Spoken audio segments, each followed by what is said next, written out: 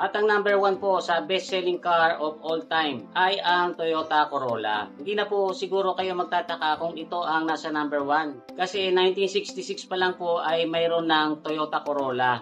Nagsimula po ito noon as a compact car na merong makina na 1.1 liter engine. Ang Corolla ay hindi naman natin mako-consider na pinakamaporma or pinakamabilis. Pero kung bakit ito ang naging number 1, kasi yung mga buyer naman sa totoo lang ay hindi naman priority ang forma at saka yung bilis. Karamihan ng mga bumibili ng kotse, ang priority po ay yung reliable, yung matibay, affordable, easy to fix kasi maraming available na pyesa, tapos mataas ang resale value.